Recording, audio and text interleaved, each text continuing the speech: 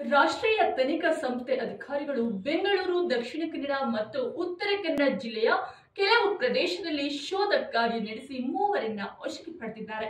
ಬೆಂಗಳೂರಿನ ಸೈಯದ್ ಕೈಲ್ ಮೂಲತಃ ಕೇರಳದ ಇಂಡುಕ್ಕಿ ನಿವಾಸಿ, ಸುಳ್ಯ ತಾಲೂಕಿನ ಕಟ್ಮಡ್ಕ ಗ್ರಾಮದ ಬಿಜು ಅಬ್ರಹಂ ಹಾಗೂ ಅತ್ತಾವರ ಗ್ರಾಮದ ನಬೀಬ್ ಎಂಬಾತರನ್ನ ಇದೀಗ ಪೊಲೀಸರು ವಶಕ್ಕೆ ಪಡೆದಿದ್ದಾರೆ.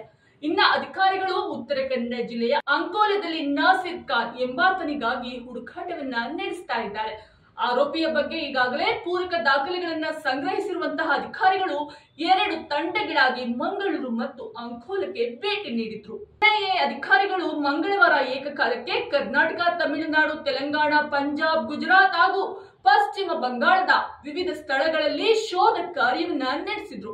ಈ ವೇಳೆ 25 ಮೊಬೈಲ್ ಫೋನ್ಗಳು ಹಾಗೂ 6 ಲ್ಯಾಪ್ಟಾಪ್ಗಳನ್ನ, 4 ಹಾರ್ಡ್ ಡಿಸ್ಕ್ಗಳನ್ನ, ವಿವಿಧ ದಾಖಲೆಗಳು ಸೇರಿದಂತೆ ನಗದನ್ನು ಕೂಡ ವಶಪಡಿಸಿಕೊಂಡಿದ್ದಾರೆ.